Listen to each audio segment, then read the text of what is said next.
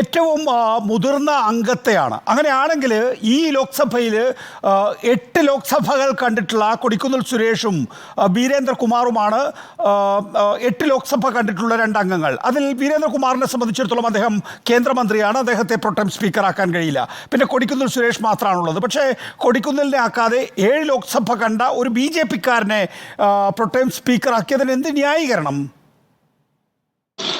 അല്ല, BJP-യുടെ അംഗം ശ്രീ ഭർത്തൃഹരി അദ്ദേഹം 7 തവണ തുടർച്ചയായി പാർലമെന്റിൽ ലോക്സഭയിൽ ജയിച്ച ആളാണ്.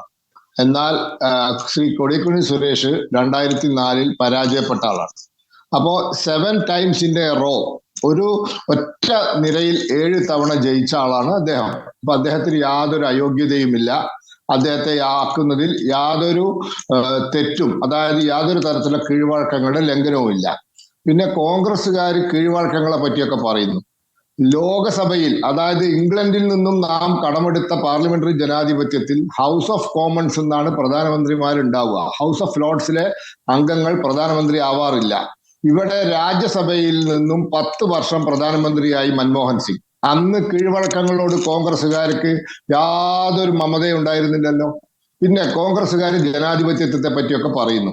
അടിയന്തരാവസ്ഥ പ്രഖ്യാപിച്ച് ഇവിടെ കോടതി വിധി തന്റെ ലോക്സഭാ മണ്ഡലത്തിലെ തെരഞ്ഞെടുപ്പ് കോടതി റദ്ദാക്കിയപ്പോൾ അടിയന്തരാവസ്ഥ പ്രഖ്യാപിച്ച് ഒരാൾ പ്രധാനമന്ത്രിയായി തെരഞ്ഞെടുക്കപ്പെട്ടാൽ അയാളുടെ പാർലമെന്റ് അംഗമെന്ന നിലയിലുള്ള തെരഞ്ഞെടുപ്പ് ചോദ്യം ചെയ്യാൻ പാടില്ല എന്ന 42-ാം ഭരണഘടനാ ഭേദഗതി മുൻകാല പ്രാബല്യത്തിലൂടെ നടപ്പിലാക്കിയ കോൺഗ്രസ് നമ്മളെയൊക്കെ ജനാധിപത്യം പഠിപ്പിക്കുകയാണ്. നല്ല നമസ്കാരമുണ്ട് കോൺഗ്രസ്സുകാർക്ക്.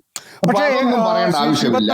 ഈ 7 ടൈംസ് ഇൻ എ റോ, അല്ലെങ്കിൽ തുടർച്ചയായി പാർലമെന്റ് അംഗമായി ലോക്സഭാ അംഗമാകുന്നവരെയാണ് സീനിയറായി പരിഗണിക്കുക എന്നുള്ളത് താങ്കൾക്ക് എവിടെ നിന്ന് കിട്ടിയ വിവരമാണ്? അല്ല, ഈ കീഴ്വഴക്കങ്ങൾ അങ്ങനെ പുസ്തകത്തിൽ എഴുതി വെച്ചിട്ടുണ്ടോ? ഉണ്ടെങ്കിൽ കാണിച്ചേരി. ഇനി അങ്ങനെ കീഴ്വഴക്കങ്ങൾ ലംഘിക്കാത്തവരാണോ കോൺഗ്രസ്സുകാർ? ഇനി അങ്ങനെ ചോദിക്കുകയാണെങ്കിൽ ഇവർക്ക് എന്ത് ധാർമ്മിക അധികാര കോൺഗ്രസ്സുകാർക്ക് കീഴ്വഴക്കങ്ങളെ പറ്റി പറയാൻ? അല്ല, കോൺഗ്രസ്സുകാരുടെ അവകാശവാദത്തെ കുറിച്ചല്ലല്ലോ, നാട്ടിലെ ജനങ്ങളോട് BJP-ക്ക് എന്ത് ന്യായീകരണമാണ് പറയാനുള്ളത്?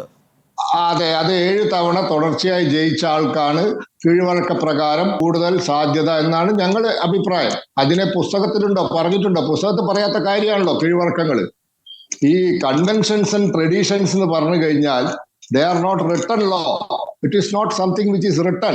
അത് പാലിച്ചു വരുന്നതാണ്. അങ്ങനെയാണെങ്കിൽ മൻമോഹൻ സിംഗ് പ്രധാനമന്ത്രി ആവാൻ പാടില്ല. എങ്ങനെയാ മൻമോഹൻ സിംഗ് പ്രധാനമന്ത്രി ആവുക? 10 വർഷത്തിൽ എപ്പോഴെങ്കിലും ലോക്സഭയിലേക്ക് മത്സരിച്ചോ? ആദ്യം പോട്ടെ പ്രധാനമന്ത്രിയായി, രണ്ടാമത് മത്സരിച്ചോ? ഹൗസ് ഓഫ് കോമൺസ് എന്നാണ് ബ്രിട്ടീഷ് പ്രധാനമന്ത്രിമാരുണ്ടാവുക. ഒരിക്കലും ഹൗസ് ഓഫ് ലോർഡ്സ് എന്ന് പ്രധാനമന്ത്രിമാർ വരാറില്ല. അപ്പൊ ജനങ്ങളെ നേരിട്ട് മത്സരിച്ച് ജയിക്കാതെ 10 വർഷം ഭരിച്ചില്ലേ? അപ്പൊ അതൊന്നും പറയുന്നതിൽ അർത്ഥമില്ല. Conventions and traditions are not written law.